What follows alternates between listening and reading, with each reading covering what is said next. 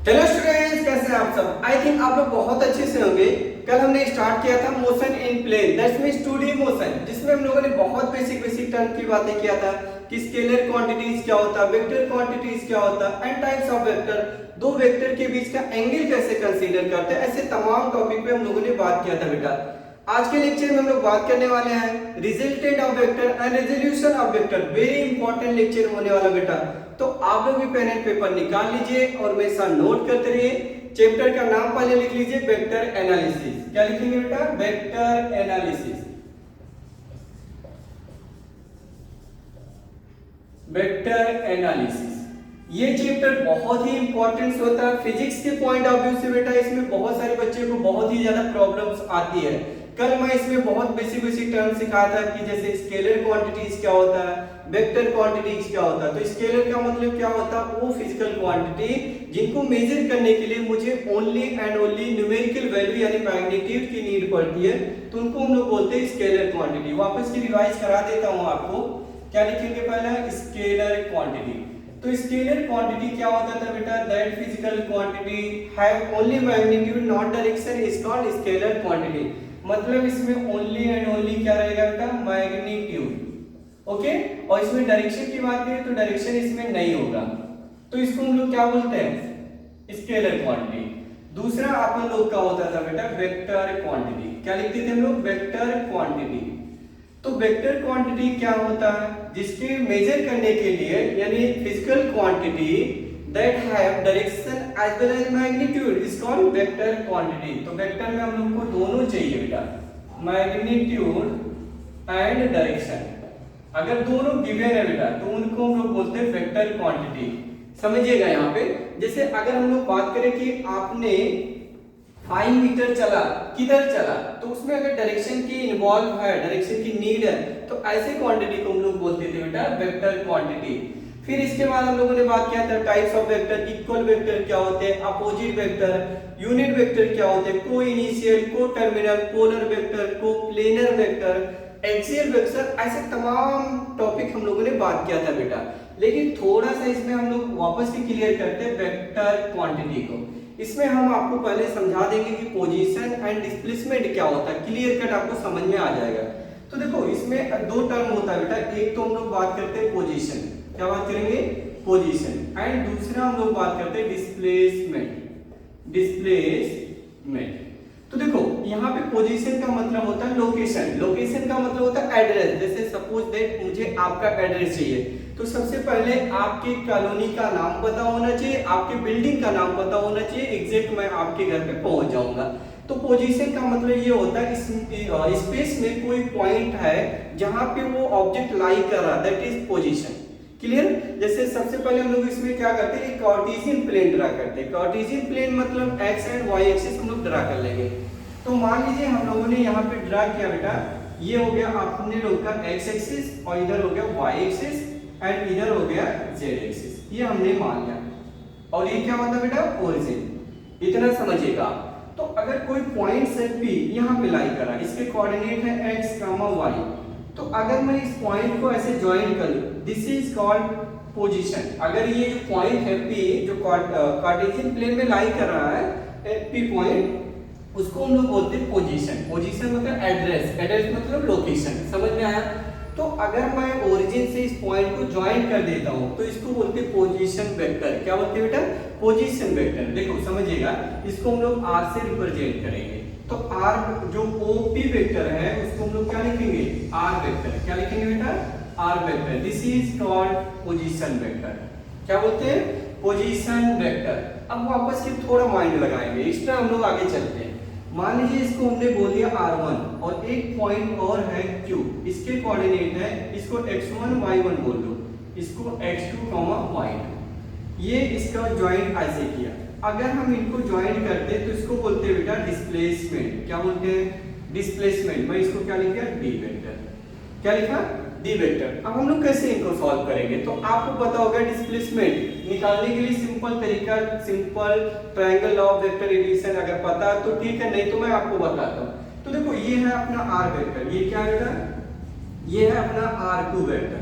अगर हम r1 को ऐसे टर्न करके थोड़ा शिफ्ट कराते हैं तो r1 वेक्टर आप नोटिस करिएगा ये कुछ ऐसे आ रहा है, देखो, और लेकिन माइनस r1 लिखेंगे, क्या लिखेंगे, माइनस r1, क्योंकि डायरेक्शन हम लोग चेंज करते हैं तो अपोजिट वेक्टर में हम एरो नहीं चेंज करते, उसके आगे माइनस लगा देते हैं। हमने क्या किया, ये अपना r2 ही है, ये मान लिए हमने r2 मान लिया, r1 को ऐसे पकड़ा, ऐसे टर्न किया और इसको ऐसे शिफ्ट कराया, तो आपको पता है vector can be shifted itself, right, हम उनको शिफ्ट कर सकते हैं। तो यहाँ पे आप देखिएगा ये जो है ये क्या है, ये तो है अपना d, यस और नो, यस। तो आप मुझे बताओ इसका टेल यहाँ पे और इसका टेल यहाँ पे, दोनों का टेल कॉमन है, तो आप मुझे बताओ d vector is equal to क्या लिखेंगे बेटा, r2 वेक्टर और प्लस माइनस r1 वेक्टर। तो यहाँ पे जब सॉल्व करेंगे तो आ जाएगा r2 minus r1 vector, this is displacement. क्या होता है बेटा, डिस्प्लेसमेंट होता है। अब इनको हमें पोजीशन वेक्टर के फॉर्म में लिखना है, जिसे r1 लिखा जाता है ना बेटा, याद रखिएगा, x1 i कैप और प्लस y1 j कैप, ये हम लोगों ने लिखा। एंड r2 क्या लिखोगे, अभी तो समझ में आ गया होगा, x2 i कैप और प्लस y2 j कैप, ये ऐसा हम लोगों ने लिखा। तो जब यहाँ पे आप पुट करोगे क्या लिखेंगे बेटा, बोलो, दोनों x2 minus x1 i cap और plus y2 minus y1 j cap, clear. या इसी को बच्चे ऐसे भी लिख सकते हैं, delta x i cap delta y j cap, ये हम लोग को मिल जाता है डिस्प्लेसमेंट। वेरी इंपॉर्टेंट है, बहुत सारे बच्चों को इस जगह पे प्रॉब्लम आ जाती है, वो लोग सॉल्व नहीं कर पाते।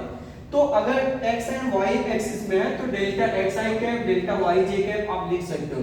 लेकिन अगर वो तीनों डायरेक्शन में होता है, जैसे लाइक मैं एग्जांपल की तरह बात समझा देता हूं आपको, मान लीजिए आपने मान लिया इसको x एक्सिस और इसे आपने माना y एक्सिस, इसे मान लिया आपने z एक्सिस। ध्यान से समझिएगा, ये आपका ओरिजिन।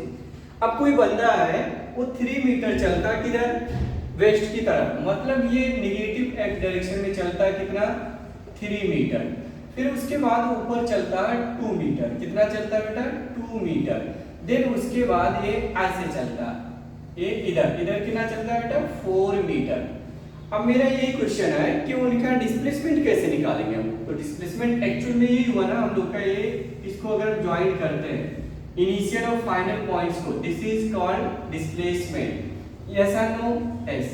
देखिए क्लियर कर समझिएगा, पहले ये इधर चला कितना, 2 मीटर, फिर इधर चला कितना, मतलब इधर चला 3 मीटर, ये लिख लो clear, 3 meter 2 meter and 4 meter, ऐसा वो ट्रेवलिंग किया। अब आपसे मैं क्वेश्चन पूछूं, इनको पोजीशन वेक्टर के फॉर्म में कैसे रिप्रेजेंट करोगे। तो मान लीजिए इसको r बोल दिया, क्या बोला, r बोला, पहले की तरह चला 3 मीटर नेगेटिव x डायरेक्शन में, तो आप लिखोगे माइनस 3i कैप, और ये 2 मीटर y के पैरेलल है तो आप लिखोगे 2j कैप, और प्लस लिखेंगे ना क्योंकि प्लस ये z एक्सिस है, तो इसमें क्या लिखोगे आप, 4k कैप। तो ऐसे पोजीशन वेक्टर लिखा जाता है बेटा, ठीक है ना। अगर कोऑर्डिनेट्स गिवन है तो इसके फॉर्मेट में लिख लोगे, मतलब मैं ये बोल रहा हूं कि r वेक्टर को आप लिख सकते हो delta x i cap delta y j cap and delta क्या चीज बोलिए बेटा, z k कैप। ये पोजीशन वेक्टर लिखने का हर एक बच्चे को आना चाहिए, अगर वो 11th स्टैंडर्ड में है या जेईई नीट का प्रिपरेशन कर रहा है तो हर एक बच्चे को ये बेसिक टर्म आना ही चाहिए कि किसी वेक्टर का, किसी भी पॉइंट का पोजीशन वेक्टर कैसे लिखा जाता है, इसी तरीके से आप लिख सकते हो बेटा, ठीक है ना। अब हम लोग नेक्स्ट हेडिंग की तरफ चलते हैं, जिसमें हम लोग बात करने वाले हैं बेटा रेजोल्यूशन ऑफ वेक्टर, जिसको हम कंपोनेंट्स बोलते हैं। तो resolution of vector very important होता है, हर एक चैप्टर हम लोग पढ़ते हैं, यहाँ तक कि अभी हम नेक्स्ट टॉपिक पढ़ेंगे प्रोजेक्टाइल मोशन, वेरी इंपॉर्टेंट पड़ेगा किसका, रेजोल्यूशन ऑफ वेक्टर। एनएलएम पढ़ते हैं, न्यूटन्स लॉज ऑफ मोशन, कोई भी चैप्टर आप पढ़ते हो हर एक जगह कंपोनेंट्स की नीड पड़ती है। अब कंपोनेंट्स क्या होता है, 2 वेक्टर या 3 वेक्टर का जो सम होता है वो रिजल्टेंट बन के आता है, वो रिवर्स करना, रिजल्टेंट का रिवर्स करना, दैट इज कंपोनेंट्स। समझ में आया, यस। कैसे, आइए मैं आपको समझाता हूँ। तो यहाँ पे आप हेडिंग लिखोगे रेजोल्यूशन ऑफ वेक्टर, क्या लिखोगे बेटा, रेजोल्यूशन ऑफ वेक्टर, हेडिंग रहेगा हम लोग का रेजोल्यूशन ऑफ वेक्टर, ये अपने लोग का हेडिंग है और आप इसको मान के चलिए वेरी वेरी इंपॉर्टेंट होता है इस जगह पे, कोई टॉपिक नहीं है, एक कॉन्सेप्ट है, इस कॉन्सेप्ट का यूज बहुत है, बहुत बड़ा रोल होता है इनका, रेजोल्यूशन ऑफ वेक्टर। बहुत सारे बच्चे इसको स्किप भी कर देते हैं, स्किप नहीं करना बेटा, यहाँ पे वेरी इंपॉर्टेंट है इस जगह पे। अभी इनका इंपॉर्टेंस भी मैं आपको समझाता हूँ। जैसे suppose that x and y आपने एक्सिस को माना, क्या माना आपने? x and y axis. मैं आपको बहुत आसान तरीका से दिखाता हूँ। मान लीजिए आपने इसको बोल दिया x एक्सिस और इसे बोला आपने y एक्सिस, ठीक है ना? अब देखो यहाँ पे कोई वेक्टर है जिसका रिजल्टेंट हमें मिला कितना? a vector. क्या मिला बेटा? a vector. अब इनको आप क्या करोगे? डॉट डॉट करके ऐसे मिला दिया और इसको थोड़ा नीचे बनाता हूँ, ध्यान देना, और ये इसको ऐसा बनाया तो, और ये एंगल सबटेंड कर रहा है बेटा थीटा, ये है ओरिजिन। तो इधर का जो कंपोनेंट है इसको बोल दिया ax और इधर का जो कंपोनेंट है इसे बोल दिया हम लोगों ने ay। ध्यान से समझिएगा आप लोग, ax और इधर क्या बोल दिया? ay। अब आप नोटिस करिएगा a का जो रिजल्टेंट है, a का एक कंपोनेंट इधर क्या है? अगर हम ax वेक्टर की बात करें तो आप बोलोगे सर जो ax वेक्टर आ रहा उसकी वैल्यू क्या है? तो आएगा a into I cap, yes or no? Yes. ऐसे अगर हम लोग बात करें ए वाई वेक्टर क्या आएगा? a into J cap, yes. तो इनका रिजल्टेंट आप लिखोगे a vector is equal to क्या चीज? a x वेक्टर और प्लस a y वेक्टर, ऐसा लिखोगे आप। यहाँ वेक्टर नहीं लगाएंगे, यहाँ पे अच्छा वेक्टर ही पहले लिख लो, a x वेक्टर और a y वेक्टर, ये आपने ऐसा लिखा, ठीक। अब इसको आप ax की वैल्यू क्या होता है? a i कैप, क्या है? a i कैप और इधर में है हम लोग का a j कैप। समझ में आया? यस। तो ये हम ऐसे कंपोनेंट बना सकते हैं, ऐसा लिख सकते हैं। अब यहाँ पे ax की वैल्यू क्या है? तो a का एक कंपोनेंट इधर आ जाएगा a cos थीटा और इधर आएगा a sin थीटा। क्या आएगा बेटा? a sin theta. जैसे देखो आप नेम दे दोगे तो sin थीटा होता है अपोजिट अपॉन हाइपोटेन्यूस, तो अपोजिट है इस वक्त पे ay, तो आ जाएगा ay अपॉन a। तो ay की वैल्यू क्या आ रहा है? a sin theta. क्लियर है? ऐसे हम लोग बात करेंगे cos थीटा। cos थीटा होता है बेस अपॉन हाइपोटेन्यूस, तो बेस है बेटा ax, हाइपोटेन्यूस है a, तो ax की वैल्यू आ जाएगा a cos थीटा। तो इसी को हम लोग बोलते हैं कंपोनेंट्स। क्या बोलते हैं बेटा? कंपोनेंट्स। अब इनका हमें रिजल्टेंट लेना है तो आप मुझे बताओ अंडर रूट क्या लिखोगे बेटा? ax का स्क्वायर और प्लस ay का स्क्वायर, यहाँ पे रिजल्टेंट आ जाएगा। एंगल की बात करेंगे, एंगल निकालेंगे तो tan थीटा हो जाएगा बेटा ay अपॉन ax, क्योंकि देखो tan थीटा होता opposite upon adjacent, opposite upon base, तो वहां से हमें एंगल मिल जाएगा। तो कंपोनेंट्स कहने का मतलब ये है जो भी रिजल्टेंट है उसका x एक्सिस के अलॉन्ग आ जाएगा a cos थीटा और उसके अपोजिट वाला साइन आ जाएगा a sin थीटा। क्या आ जाएगा बेटा? a sin theta. जैसे मैं आपसे बात करूं कि ये है x एक्सिस और ये है अपना y एक्सिस, ये इधर है अपना बेटा 20, कितना है? 20, जो भी है न्यूटन है, न्यूटन मान लो, और इधर से एंगल बना रहा 37 डिग्री। तो अगर ये 20 रिजल्टेंट है, दो वेक्टर का ऐड होकर के मुझे 20 मिला, लेकिन हमें ये नहीं पता है कि वो दो वेक्टर थे क्या, तो उनको अलग रिवर्स चलना ही कहलाता है कंपोनेंट। तो आप मुझे बताओ 20 का एक कंपोनेंट इधर बनेगा 20 cos 37 डिग्री और इधर बन जाएगा 20 sin 37 डिग्री, ठीक है ना? 20 cos 37 कितना होता है बेटा? 4/5, कितना? 4/5, तो ये आ जाएगा 4, तो 4 4 जा 16 और इधर कितना आएगा? 20 into sin 37 होता है बेटा 3/5, तो ये आ जाएगा 50। मतलब x डायरेक्शन में इसकी जो वैल्यू रही होगी वो 16 रही होगी और y डायरेक्शन में जो इसकी वैल्यू है वो कितना बेटा? 15। इन दोनों को ऐड करके मुझे एक रिजल्ट मिलता है 20, उसी को हम लोग बोलते हैं बेटा रेजोल्यूशन ऑफ वेक्टर या कंपोनेंट्स ऑफ वेक्टर। बस इसमें ज्यादा कुछ नहीं समझना, ये कंपोनेंट्स बनाना आना चाहिए आपको, क्वेश्चन सॉल्व हो जाते हैं। क्लियर है? यस। तो आप इसको नोट कर लो। आप इसके बाद हेडिंग लिखोगे रिजल्टेंट ऑफ वेक्टर। क्या लिखेंगे? Resultant of vector. तो हेडिंग रहेगा resultant of vector, resultant of vector. आइए समझते हैं रिजल्टेंट ऑफ वेक्टर क्या होता है। जैसे आपने एक ऑब्जेक्ट ले लिया, ये ऑब्जेक्ट, एक बंदा इस पे फोर्स लगा रहा, कितना? F1, एक बंदा इधर से भी फोर्स लगा रहा है इस पे, कितना? F2, yes. तो अगर मैं इनका नेट फोर्स की बात करूं तो आप बोलोगे सर F नेट इस पे जो लग रहा है F1 माइनस F2 लग रहा है, yes or no? F1 minus F2, या इसी चीज को आप ऐसे समझो ये कोई ब्लॉक है, एक बंदा इधर से लगा रहा है कितना 20 न्यूटन और एक बंदा और है जो अप्लाई कर रहा है 10 न्यूटन, तो इनका नेट फोर्स कितना आ जाएगा 30 न्यूटन, क्योंकि दोनों ऐड हो गए। तो क्या होता है दो वेक्टर का रिजल्टेंट क्या होता है, कुछ भी हो सकता है भाई, उनका जो एक्सट्रीम वैल्यू होता है उनके बीच में कुछ भी एवरीथिंग आ सकता है, लेकिन वो कैसे आएगा वो चीज मैं आपको सिखाने जा रहा हूँ बेटा। तो देखो रिजल्टेंट ऑफ वेक्टर करने के बहुत सारे मेथड होते हैं, बहुत सारे कॉन्सेप्ट होते हैं, मैं आपको वन बाय वन बहुत डिटेल में समझाने जा रहा हूँ बेटा। तो पहले हम लोग यही बात कर लेंगे ट्रायंगल मेथड। क्या बात करेंगे बेटा? Triangle method. आइए ट्रायंगल मेथड को हम लोग समझते हैं। नंबर 1 हेडिंग लिखेंगे ट्रायंगल मेथड। क्या लिखोगे? Triangle method. आइए समझते हैं ट्रायंगल मेथड को हम लोग कैसे सॉल्व करेंगे। बहुत आसान तरीका मैं आपको बताता हूँ बेटा। जैसे आपने ले लिया यहाँ पे एक वेक्टर है बेटा, ये कौन सा वेक्टर है? ए वेक्टर। और दूसरा हम लोगों ने मान लिया यहाँ पे कि जो दूसरा वेक्टर है बेटा वो है आपका ये ऐसे बी वेक्टर। अब इनको मुझे ऐड करना है, अब इनका रिजल्ट क्या आएगा? तो आइए समझते हैं। तो देखो आप ऐसा करिए, बी को पकड़िए, थोड़ा नीचे कर लीजिए, तो एक ऐसा आप बना सकते हो ए वेक्टर और इसके नीचे क्या है बेटा? B vector. और ये चीज याद रखना, दोनों का टेल कॉमन होना चाहिए। क्या होना चाहिए? टेल कॉमन होना चाहिए। अब इनका रिजल्टेंट मुझे लिखना है, तो इनका रिजल्टेंट क्या आएगा आप मुझे बताइए। या तो आप ऐसे कर सकते हो, बी को आप क्या करिए पैरेलली शिफ्ट कर लीजिए। तो बी को जब शिफ्ट करोगे तो ये ऐसा है, ये अपना क्या रहेगा? B vector, right. तो इनका रिजल्टेंट ये आ जाएगा आर वेक्टर। क्या आएगा बेटा? R vector. तो R vector is equal to हम लोग लिखेंगे ए वेक्टर और प्लस बी वेक्टर। देखो इसका टेल यहाँ पे है और इस ए का हेड यहाँ, ए के हेड में बी का टेल मिलके इसका हेड यहाँ आ रहा है, तो A vector plus B vector gives out R vector. ये हमें मिल जाएगा आर वेक्टर। एक तो ऐसे आप कर सकते थे, नहीं तो आप क्या करो, ए को ही ऊपर शिफ्ट कर लो। मैंने आपको कल बताया था कि vector can be shifted itself, हम शिफ्ट कर सकते हैं। ए को पकड़ा ऊपर लेके चला गया, तो ए आपका यहाँ पे आ जाएगा। आप मुझे बताओ इनका रिजल्टेंट ये बना कि नहीं बना? यस।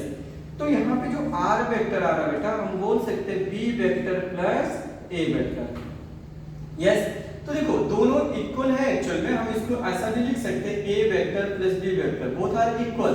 तो इस लॉ को हम लोग बोल सकते हैं कम्यूटेटिव लॉ। क्या बोलते हैं? Commutative law. तो कम्यूटेटिव लॉ क्या होता है याद रखना, यहाँ पे एक रूल मिल गया हम लोग को, कम्यूटेटिव लॉ। कम्यूटेटिव लॉ क्या होता है बेटा? A vector plus B vector is equal to B vector और प्लस ए वेक्टर। मतलब हम ए प्लस बी लिखें या बी प्लस ए लिखें, आंसर सेम आएगा। समझा ना? चाहे हम लोग a प्लस बी लिखें या b प्लस ए लिखें, आंसर हमेशा क्या आएगा बेटा? सेम आएगा। ये याद रखिए, इसी को हम लोग बोलते हैं कम्यूटेटिव लॉ। नेक्स्ट लिखेंगे हम लोग क्या चीज? ट्रायंगल लॉ हो गया। इसके बाद हम लोग को लिखना है बेटा पॉलीगन लॉ। क्या लिखेंगे? Polygon law. तो पॉलीगन लॉ से पहले और भी हम लोग एक मेथड और मैं आपको बता देता हूँ, जिसको हम लोग बात करेंगे पैरेललोग्राम लॉ। तो पैरेललोग्राम लॉ क्या होता है ये समझते हैं। हेडिंग लिख लेंगे, ये सेकेंड लॉ पैरेललोग्राम मेथड। इसको हम लोग कैसे सॉल्व करेंगे? तो इसको कुछ करना नहीं, जैसे हम लोग नॉर्मली सॉल्व करते थे ऐसे ही सॉल्व करना है। जैसे हमारा ये है बेटा ए वेक्टर, क्या है? ए वेक्टर, और ये है दूसरा बी वेक्टर। कैसे सॉल्व करेंगे आइए समझते हैं। मान लीजिए ए तो अपना वही है ए वेक्टर और बी को हमने थोड़ा शिफ्ट किया, ऐसे पकड़ा थोड़ा आगे कर लिया, तो ये अपना ये ऐसे बना बी वेक्टर। अब इनको डॉट डॉट करके ज्वाइन कर लीजिए, ये ऐसे। आपको क्या नजर आ रहा है? पैरेललोग्राम बन गया, राइट। तो इनका सम हम कैसे निकालेंगे? ये इनको ज्वाइन किए तो ये आ गया हमारा आर वेक्टर। तो R vector is equal to, देखो ए वेक्टर ये इसी के पैरेलल है, इसका मतलब ये भी हो गया बी वेक्टर। तो R vector is equal to आ जाएगा A vector plus B vector. इसी को हम लोग बोलते हैं पैरेललोग्राम। आसान है, कुछ करना नहीं, इसमें आसान तरीका है, ए प्लस बी आंसर लिख सकते हो। जो नेक्स्ट आता है उसको हम लोग बोलते हैं बेटा पॉलीगन लॉ, पॉलीगन मेथड। क्या बोलेंगे? Polygon method. तो देखो पॉलीगन मेथड्स क्या होते हैं वो समझिएगा आप लोग। हेडिंग लिखोगे पॉलीगन मेथड। पॉलीगन मेथड मतलब मोर देन टू साइड। जैसे अभी हम लोगों ने बात किया था, या तो हम लोग दो वेक्टर को ऐड कर रहे थे, अभी हम लोग बात करेंगे 3 vector, 4 vector and more than 4 vector. बहुत सारे वेक्टर को जब हम ऐड करते हैं तो उनको हम बोलते हैं पॉलीगन वेक्टर। क्या बोलते हैं बेटा? सम ऑफ पॉलीगन वेक्टर। तो पॉलीगन में बेसिकली हम 3 वेक्टर ही यूज कर ले रहे हैं। कितने वेक्टर? 3 वेक्टर। वो कैसे यूज करें वो आप समझिएगा। मान लीजिए हम लोगों ने ये ले लिया बेटा ए वेक्टर, और यहाँ पे हम लोगों ने मान लिया बी वेक्टर, और ये है अपना सी वेक्टर। ऐसे हम लोगों ने मान लिया A vector, B vector and C vector, ऐसा हम लोगों ने कंसीडर कर लिया। अब इनको मुझे ऐड करना है, तो इनको हम कैसे ऐड करेंगे वो मेथड मैं आपको सिखाने जा रहा हूँ। इसको हम बोल सकते हैं पॉलीगन मेथड, क्योंकि हमें रिजल्टेड ऑफ वेक्टर का मतलब ये होता है more than two vector, two or more than two vector are gives our resultant vector in same direction, तो उसको हम लोग बोल सकते हैं बेटा पॉलीगन वेक्टर या रिजल्टेंट वेक्टर्स। आइए समझते हैं। देखो इसको डिट्टो अरेंज कर लो आप। ये है अपने लोग का ए वेक्टर, ठीक। अब ये है बी वेक्टर, इसका मतलब इसी में ऐड कर लो आप ए, ये हो गया बी वेक्टर। फिर यहाँ पे हम लोग का आ रहा है ये सी वेक्टर आ रहा है। क्या रहा बेटा? C vector. तो रिजल्टेंट इनका ये मिलेगा हम लोग को आर वेक्टर। आइए समझते हैं। तो कलर का मैं डिफरेंट कलर यूज कर ले रहा हूँ ताकि आप बेहतर तरीके से समझो। ये देखो, एक तो हम ये कर सकते हैं ऐसे, ये देखो ये ग्रीन कलर से हमने बनाया, ऐसे किया। और एक दूसरा हम लोग ऐसे कर सकते हैं, ध्यान देना प्रॉपर वे से समझिएगा मेथड को। और एक काम हम ये कर सकते हैं, इनको ये ऐसे ज्वाइन किया, ये देखिए रेड वाला ध्यान देना, ऐसे ज्वाइन किया, ठीक है ना। अब नाम दे दीजिए आप OMNP, नाम दे दिया आपने OMNP, आपने ऐसा नाम दे दिया। अब आप माइंड लगाइए, इन ट्राइंगल्स, कौन सा triangle? OMN, in triangle OMN, in triangle OMN। तो OMN में क्या मिला हम लोग को? आप मुझे बताओ बेटा। ON vector is equal to, ये देखो ON vector is equal to, आप लिखोगे OM वेक्टर और प्लस के MN वेक्टर, यस और नो? एस। क्योंकि बेसिक आपने समझ चुके हैं कि दो वेक्टर का एडिशन कैसे करते हैं, वो तो मैंने आपको सिखाया। अब यहाँ पे वही चीज तो है, आप बाहर की चीजों को बोले। ये ट्रायंगल्स आप नोटिस करिए, तो OM वेक्टर में कौन ऐड हो रहा है? MN वेक्टर ऐड हो रहा है। और OM की वैल्यू क्या है बेटा? A vector. क्या है? A vector. और प्लस के ये क्या है? B vector. ये हमें मिला ON वेक्टर। अब वापस की अगर हम लोग बात करें, ONP ट्रायंगल ले लो, इन ट्रायंगल ONP। तो ONP में लिखोगे OR OP वेक्टर, क्या लिखोगे बेटा? OP वेक्टर, ON वेक्टर, क्या लिखेंगे हम लोग? ON वेक्टर और प्लस के, बोलिए जल्दी से, NP वेक्टर, यस और नो? एस। अब एक चीज नोटिस करिए, OP को हम लोगों ने R नेम दे दिया। क्या दे दिया बेटा? R vector is equal to ON की वैल्यू ये हम लोगों को मिला, A vector plus B vector. तो इसको लिख दिया हम लोगों ने A vector plus B vector, और उसमें ऐड किसको कर लिया? C vector. इसे बोल दो इक्वेशन नंबर 1। क्या बोला आपने? Equation number 1। या अपने पास और भी ऑप्शन थे इसको करने का, रिजल्ट निकालने का और भी रास्ते थे। हम ये भी कर सकते थे कि सर अगर हम लोग ट्रायंगल ले लेते हैं, इन ट्रायंगल, ध्यान देना रेड से ही लिखता हूं, इन ट्रायंगल MNP। तो इन ट्रायंगल MNP में आपको मिलेगा MP vector is equal to, MP vector is equal to MN vector, क्या लिखोगे? MN वेक्टर और प्लस NP वेक्टर, यस और नो? एस। अब देखो नोटिस करिए, MN की वैल्यू क्या बेटा? B, और इसकी है C। तो आप यहाँ पे लिखा B vector plus C vector, और ये हम लोगों को मिल गया, राइट। अब ये देखो वापस के इन ट्रायंगल क्या लिखने वाले हैं? इन ट्रायंगल क्या लिखे बेटा? ये हमें मिल गया, तो लिखेंगे OMP। क्या लिखेंगे? OMP, in triangle OMP।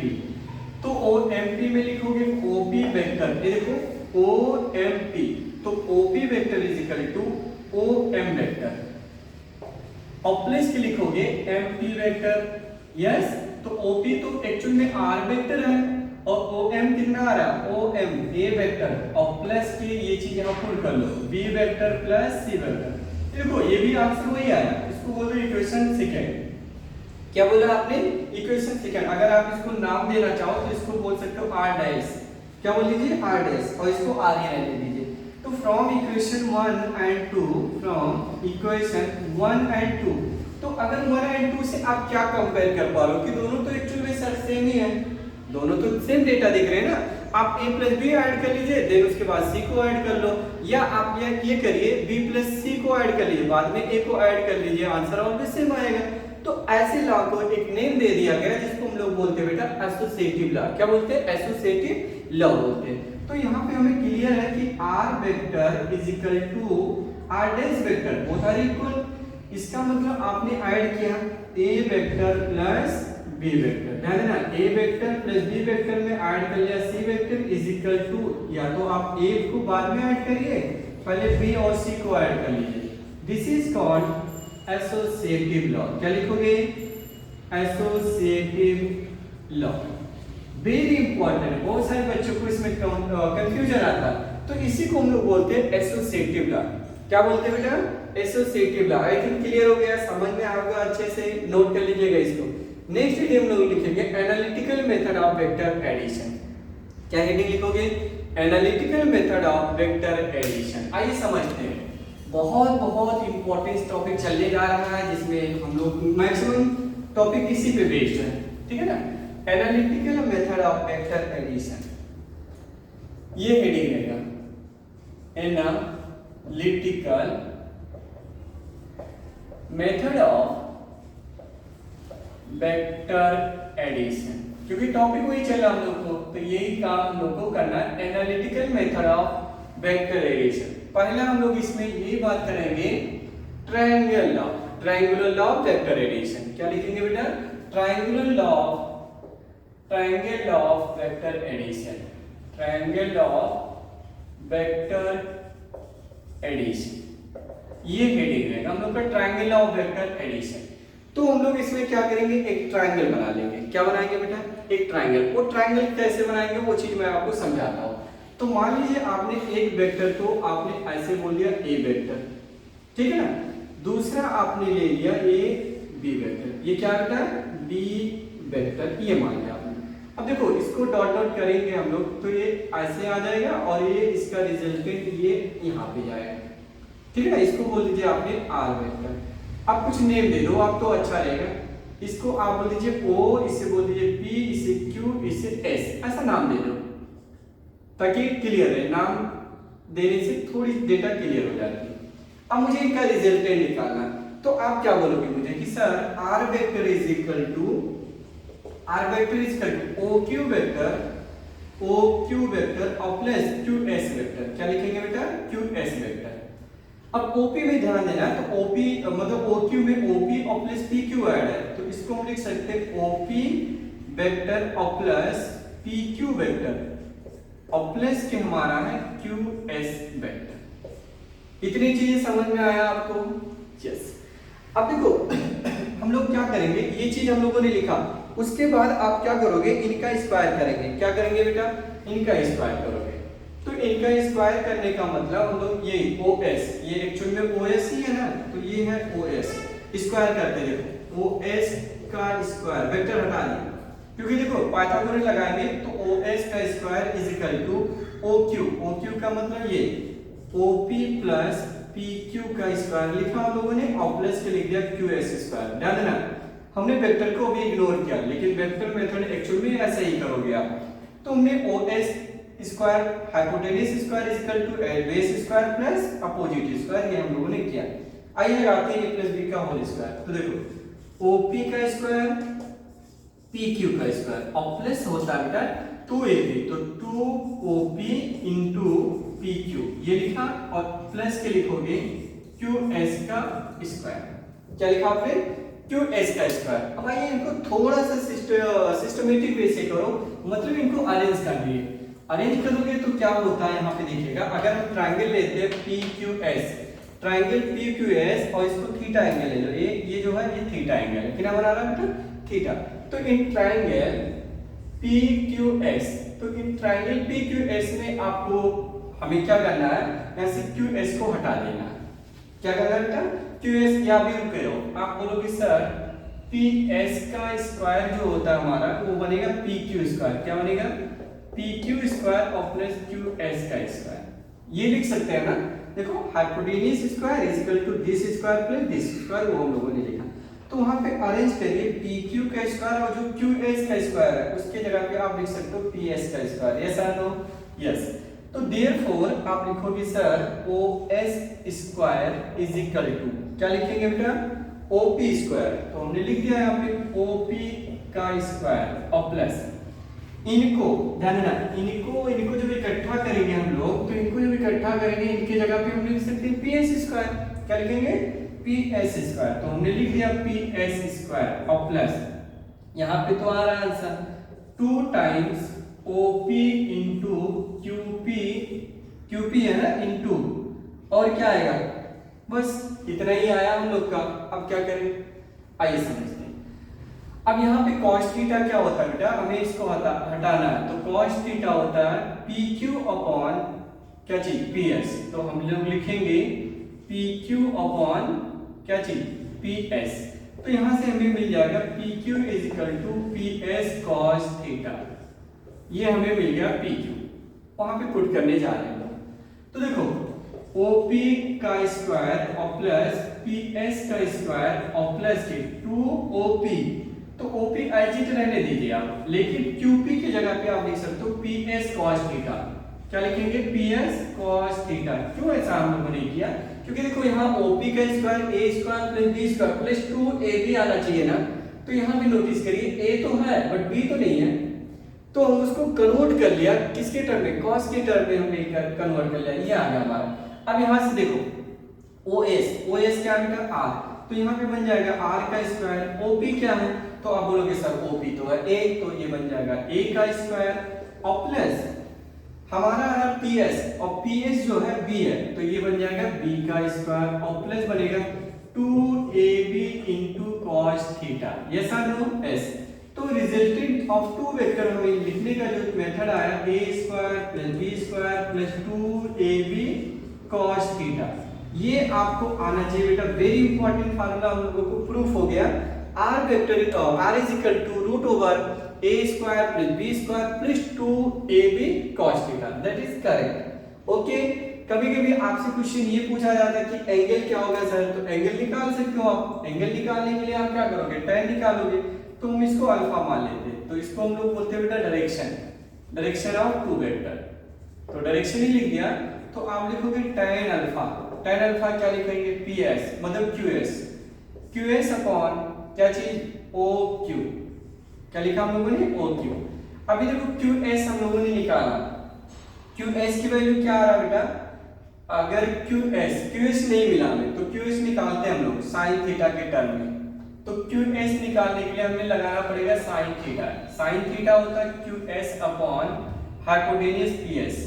तो इसे लिख दिया हम लोगों ने PS। तो QS की वैल्यू आ गया PS sin थीटा। तो हम लोगों ने यहाँ पे लिखा QS की जगह पे PS sin theta divided by OP। तो हमने लिखा OP और प्लस यहाँ पे आ रहा क्या चीज? PQ, और PQ की वैल्यू है PS cos थीटा। तो हमने लिख दिया PS cos थीटा। तो यहाँ जब सॉल्व करेंगे PS की वैल्यू है बेटा B, तो आ गया answer B sin theta upon में A plus B cos theta.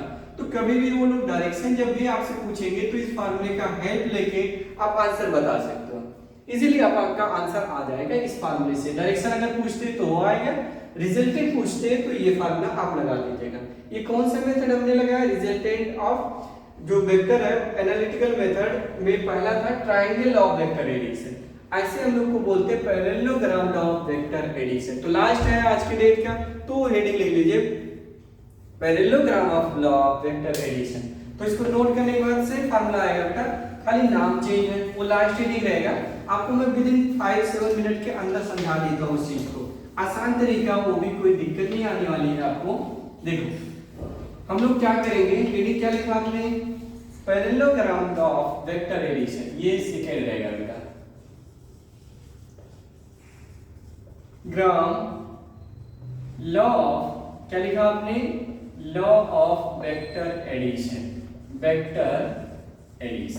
ठीक है ना। अब देखो इसमें क्या करना, पैरेललोग्राम बनाना। वो कैसे बनाएंगे मैं आपको यहाँ पे बना के बता दे रहा हूँ बेटा। मान लीजिए आपने इसको बोल दिया A वेक्टर और इधर का है अपना B वेक्टर, ठीक है ना। तो देखो इसको डॉट डॉट किया, यस ये ज्वाइन किया आपने, तो एक पैरेललोग्राम बना। तो और ये आपका रिजल्टेंट आने वाला है, ये बना लो रिजल्टेंट, ओ पॉइंट बोल दो, इसको आर बोल दो, और ये एंगल जो बना रहा है इसको बोल दो अल्फा। यहां से आप क्या करिए, परपेंडिकुलर ऐसे ड्रा कर लो, ऐसे परपेंडिकुलर। तो ये एंगल को आप मान लीजिए थीटा, क्या माना बेटा, थीटा, और ये बी की पैरेलल है, इसका मतलब ये भी अपना क्या बनेगा, बी, क्या बनेगा, बी। अगर मैं नेम की बात करें तो आप लिख दीजिए O P Q S, same चीज है, O P Q S, ditto ऐसा ही काम कर लीजिए आप। अब मुझे बताइएगा, वापस के चलते हैं, डायरेक्ट हम लोग सॉल्व करते हैं। तो ओ एस क्या बनेगा, ओ एस का स्क्वायर इज इक्वल टू, क्या बोलोगे आप बोलोगे sir O Q square, same है, कुछ भी नहीं करना, खाली आपको लगेगा कि न्यू टॉपिक है, बट कुछ है नहीं, वही डिटो हम लोग कॉपी करने जा रहे हैं, आपको पता भी नहीं चलेगा अभी। देखो OP plus PQ, OP plus PQ का स्क्वायर, देखो OQ चाहिए हमें, तो दिस लेंथ और plus this length gives out OQ, okay, और प्लस के हम लोग लिख लेंगे क्या चीज, PQS है, तो QS का होल स्क्वायर। इतना समझ में आया, यस। अब नोटिस करिए ये B है, B का एक कंपोनेंट इधर बनेगा B sin थीटा और इधर बन जाएगा B cos थीटा, ठीक। तो यहाँ पे हम लोग पुट करेंगे OP मतलब A और प्लस में B cos थीटा और प्लस के यहाँ पुट करोगे B sin थीटा और इसका क्या किया आपने, स्क्वायर, और इधर हो जाएगा R का स्क्वायर। A प्लस B का होल स्क्वायर लगाओगे तो A square plus B square मतलब B cos थीटा का होल स्क्वायर, और प्लस 2AB cos थीटा आएगा, यस, और प्लस क्या आ जाएगा, B sin थीटा का स्क्वायर। क्लियर बेटा, कोई डाउट तो नहीं आ रही है, नहीं, तो आप लिखोगे A square plus B square cos square theta और प्लस के, इसको पहले लिख लो, B square sin square theta और प्लस के 2AB cos थीटा, ये आपने नोट कर लिया।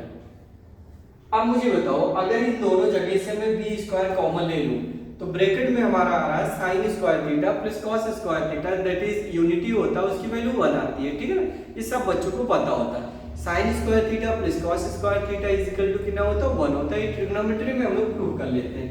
तो देखो a square plus b square और प्लस ये मैंने b स्क्वायर कॉमन लेने के बाद sin स्क्वायर cos स्क्वायर 1 बचा, तो b स्क्वायर इनटू 1 वही होगा हमारा, और बचा क्या, 2ab cos थीटा।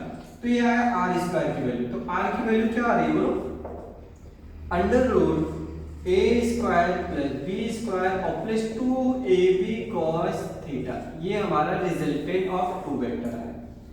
एंगल की बात करें, एंगल मतलब डायरेक्शन की बात करें, तो वापस की डायरेक्शन बताओ, tan alpha opposite upon adjacent, तो आ गया b sin theta upon a plus b cos theta. तो ये फार्मूला आपको नोट करके रखना बेटा, वेरी इंपॉर्टेंट है। अब इसमें हम कुछ केसेस की बात करते हैं, तो इसमें केस नंबर 1 हम लोग लिखते हैं बेटा, क्या लिखेंगे, केस नंबर 1, ये देखिए ओवरफ्लो हो रहा है ये, तो यहाँ पे हम लोग क्या लिखेंगे, केस नंबर 1। तो देखो केस नंबर 1 में हम लोग ये बात करेंगे, if theta is equal to 0 degree, हम लोगों ने क्या मान लिया, थीटा जो है 0 डिग्री है, इन दोनों के बीच के एंगल कितना है, 0। जैसे ये देखो, ये है a वेक्टर और इसी के डायरेक्शन में है b वेक्टर, तो इनका रिजल्टेंट क्या होगा, a प्लस b होगा। आइए चेक करते हैं लोग, तो देखो इस फार्मूले में पुट करो, r is equal to under root a square plus b square plus 2ab cos 0, और cos 0 की वैल्यू सबको पता होता है 1 होता है, तो अंडर रूट के अंदर आ गया a स्क्वायर और plus b square plus 2ab, ये तो यार अंदर आया a प्लस b का होल स्क्वायर, तो रूट से बाहर आएगा तो a प्लस b बचेगा, a प्लस b, तो इसे हम बोल सकते हैं r मैक्सिमम। तो मैक्सिमम वैल्यू इसकी इतनी हो सकती, इससे ज्यादा नहीं हो सकती। जैसे अपने पास दो डेटा, एक मान लीजिए 3 है, एक है 4, जैसे है ये 3 है और ये है अपना 4, तो इनका जो सम आएगा कितना आ सकता है, मैक्सिमम आ सकता है 7, इससे ज्यादा नहीं आ सकता है। या तो इनका मिनिमम कितना हो सकता है, 4 - 3 1 हो सकता है, इससे कम भी नहीं हो सकता। तो मिनिमम तभी होता है बेटा जब ये अपोजिट होते हैं। क्या होते हैं, opposite. If theta is equal to 180 degree, case number 2, if theta is equal to 180 degree. तो आप सब बच्चों को पता है a square plus B square plus 2ab cos 180, और आपको पता है ना cos 180 डिग्री की वैल्यू कितना होता है, -1 होता है, तो इस जगह पे माइनस आ जाएगा, तो अंडर रूट के अंदर बचेगा a square plus b square minus 2ab, ये होता है a माइनस b का होल स्क्वायर, तो बाहर आएगा a माइनस b, तो इससे हम बोल सकते हैं r मिनिमम। अभी हमने बोला जैसे ये 4 था, ये 3 था, तो कितना आया 7 आया, 4 माइनस 3 कितना हुआ 1 हो गया। अगर ये कोई डिफरेंट एंगल पे लाइक 30 डिग्री है, 45 डिग्री है, 60 डिग्री है, तो आपका जो आंसर आएगा 3, 1 एंड 7 के बीच आएगा, 1 एंड 7 के बीच जो भी वैल्यू आएगा r का, इनके बीच में आ जाएगा। तो दो वेक्टर का रिजल्टेंट कुछ भी हो सकता है, एक्सट्रीम वैल्यू तक, मिनिमम मैक्सिमम के बीच कुछ भी लाइन कर सकता, ऐसे हम लोग सॉल्व कर सकते हैं। अगर ये चीज आप नोटिस करो 90 डिग्री होता, अगर हम लोग बात करें 90 degree, if theta is equal to 90 degree, ये केस थर्ड बोल दो, एंगल पे निकालेंगे, एंगल पे हम लोग बात नहीं कर रहे हैं, आप सिर्फ थीटा चेंज करते रहिए, एंगल आपका चेंज होता रहेगा, उसमें टेंशन नहीं लेना, मैं इसको समझा दे रहा हूं आपको। तो r is equal to under root a square plus b square आएगा, क्योंकि cos स्क्वायर 90 cos 90 की वैल्यू क्या होता है 0। समझ में आया? यस। तो आप इसको नोट कर लीजिए, मैं कुछ एक दो सम करा देता हूं ताकि आप परफेक्ट हो जाओ, तो ये इसमें कोई डाउट किसी को नहीं है, ठीक है ना। पैरेललोग्राम ये सब सारी चीजें हो गया आपका। अब आप क्या करोगे, इसमें एक सम लिखेंगे बेटा, क्या लिखेंगे, एक सम लिखेंगे। क्वेश्चन है magnitude of vector a and b, आप लिखोगे magnitude of vector a and b कितना मान लीजिए 3, 4 मान लो आप। एग्जांपल नंबर 1, एग्जांपल नंबर 1 क्या माना हमने, magnitude of vector, magnitude of vector a and b are 3 and क्या माना हमने 4, क्या मान लिया बेटा, magnitude of vector a and b कितना 3 and 4 unit respectively, 4 unit respectively. Okay, question ये पूछा, आगे ये भी बोला find the angle between a and b, find the angle between a and b, लेकिन इफ कुछ तो देना चाहिए, क्या दिया उसने, if the magnitude of resultant vector, if the magnitude of resultant vector, resultant क्या लिखा आपने, रिजल्टेंट वेक्टर। नंबर 1 क्या दिया उसने, पहला दिया है बेटा 7 यूनिट, पहला है 7 यूनिट, एंड जो दूसरा है अंडर रूट 37 रिजल्टेंट है। कैसे सॉल्व करोगे आप बताइए। मैं क्वेश्चन रीड करता हूं, magnitude of vector a and b are 3 unit and 4 unit respectively, find angle between a and b if the magnitude of resultant of two vector is 7 unit या under root 37। तो देखो formula हमने सीखा है resultant के लिए, formula use करिए, तो आप अप्लाई करोगे r इज इक्वल टू, क्या लिखोगे बेटा r की जगह पे पहली बार लिख लो 7 is equal to under root 3 का स्क्वायर 4 का square plus 2 into 3 into 4 into cos theta, ठीक है ना, समझ में आया। 7 इज इक्वल टू कितना बनेगा अंडर रूट में 3, 9, 4 का 16, ये कितना बनेगा 24, कितना बना बेटा 24 into cos थीटा, ठीक है ना। बोथ साइड स्क्वायर करोगे तो आ जाएगा 49 इज इक्वल टू, ये कितना आएगा 25, तो हमने लिखा 25 और प्लस के 24 into cos थीटा। इसको इधर लाके जब सब्ट्रैक्ट करोगे तो वापस के देखो 49 और माइनस 25 और इधर आया 24, कितना आया 24 cos थीटा। आप मुझे बताइए 49 और माइनस 25 कितना होता है 24 ही होता है, तो इधर आ गया 24, उधर भी आया 24 cos थीटा, 24 कैंसिल हो जाएगा तो आ जाएगा cos theta is equal to 1, और ये 1 कभी होता है cos 0 की वैल्यू होता है, तो थीटा रहा होगा बेटा 0 डिग्री, कितना रहा होगा 0 डिग्री। तब जब 0 रहेगा तो कितना आ जाएगा रिजल्टेंट 7 आएगा। अभी हमने आपको समझाया था मैक्सिमम 7 हो सकता है 3 एंड 4 का सम, तो ये आ गया 7 डिग्री, मतलब 7 0 रहा होगा तभी आएगा। दूसरी बात ये बोले कि √37 कैसे आएगा, वो भी आप ही करोगे, मैं आपको हिंट देता हूं। आप लिखोगे √37 इज इक्वल टू, अब देखो वापस के काम करूं या डायरेक्ट ऐड करूं। अंडर रूट में कितना आएगा बेटा 25 plus 24 cos theta, both side square करोगे तो आ जाएगा 37 इज इक्वल टू 25 और प्लस 24 cos थीटा। इसको इधर ले आएंगे तो 37 minus 25 is equal to 24 cos theta. अब देखो ये हम सब्ट्रैक्ट करेंगे तो हमें मिल जाएगा 12, कितना मिलेगा बेटा 12, और 24 इसके नीचे आ जाएगा तो बचेगा cos थीटा। आप इसको कैंसिल करोगे 12 1 जा 12 2 जा, तो इधर आया 1/2 cos थीटा। 1/2 कभी होता है बोलिए आप लोग 60 डिग्री, कब होता है बेटा 60 डिग्री। तो थीटा की वैल्यू कितना रख देंगे, कितना 60 डिग्री, तो 1/2 आ जाएगा 60 डिग्री, ये याद रखिएगा आप लोग, ठीक है ना। तो ऐसे सम भी आते हैं, आपको बोर्ड्स में भी आ जाते हैं, या कोई नीट का भी अगर एग्जाम दे रहे हो तो उसमें भी ऐसे क्वेश्चन आना कोई बड़ी बात नहीं है, आ जाते हैं, अच्छे अच्छे क्वेश्चन आ जाते हैं, ठीक है ना। एक और सम मैं आपको देता हूँ जो कि बहुत मजा आने वाला, बहुत सारी चीजें कॉन्सेप्ट क्लियर हो जाएगा हम लोग को वेक्टर एडिशन का, ठीक है ना। तो नोट कर लीजिए फटाफट इस चीज को, और एग्जांपल आप लोग देखिए, जो कॉन्सेप्ट मैं आपको सिखाते जा रहा हूँ उससे आप अपने एक्सरसाइज से, अपने जो टेक्स्ट बुक है उससे प्रैक्टिस करते रहिएगा। जो भी डाउट आप फेस कर रहे हो आप कमेंट कर दीजिए, मैं उसका वीडियो बना करके आपको अपलोड कर दूंगा बेटा, ठीक है ना। देखो एक इंपॉर्टेंट क्वेश्चन है बेटा, बहुत मजा आएगा आपको क्वेश्चन देख करके। क्वेश्चन बोला if a particle moving along circular path of radius r, तो if a particle moving in a circular path, in a circular path, last question है क्या लिखेंगे, सर्कुलर पाथ ऑफ रेडियस मान लीजिए कितना, रेडियस मान लिया हम लोगों ने r, ठीक। आगे ये भी बोल रहे हैं बेटा with uniform speed b, with uniform speed b, question हम लोग से ये पूछा जा रहा है बेटा रोटेटिंग थ्रू एंगल थीटा, ये भी बोल, ये लिख लेना in rotating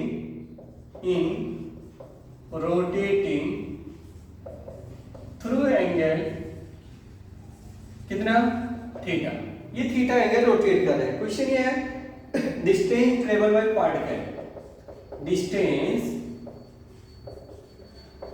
travel by particle, पहला तो क्वेश्चन ये पूछा उसने। दूसरा क्वेश्चन ये बोला डिस्प्लेसमेंट बता दीजिए, डिस्प्लेसमेंट। थर्ड ये पूछा जा रहा है आपसे कि वेलोसिटी बता दो। ये मान लीजिए आज के डेट का बस ये लास्ट क्वेश्चन है ना। बाकी मैं 5 मिनट के अंदर पूरी चीजें वापस के समराइज कर देता हूं ताकि क्लियर हो जाए। तो देखो क्वेश्चन इसको अंडरस्टैंड करिए, बहुत मजा आने वाला है। If a particle moving in a circular path of radius r with uniform speed v speed से ऐसे चल रहे हैं, ऐसे से घूम रहे हैं, राइट। तो क्वेश्चन ये पूछा जा रहा है in rotating through angle theta, जब वो बेचारा यहाँ पे था ऐसे थोड़ा सा घूम के रुका, तो क्वेश्चन ये पूछ रहा है कि कितना डिस्टेंस वो चला और कितना शिफ्टिंग हुआ, वेलोसिटी क्या रही होगी। तो देखो दो चीजें हम लोगों से पूछी जा रही है। आपको पता है वेलोसिटी क्या होता है, एक वेक्टर क्वांटिटी होती है तो उसमें डायरेक्शन होता है, राइट। आइए डिस्टेंस, अब पहले पिक्चर को समझते हैं हम लोग। ये आपने क्या बनाया बेटा, सर्कल बनाया, इसका रेडियस गिवन है कितना r, बट मैंने इसको बोल दिया r1 और ये जो शिफ्टिंग किया है इसको हमने बोल दिया r2, वेक्टर लगा दिया एरो, समझिएगा। ये पॉइंट है A और ये पॉइंट है B, कितना ये शिफ्ट हुआ बेटा थीटा, ये है सेंटर।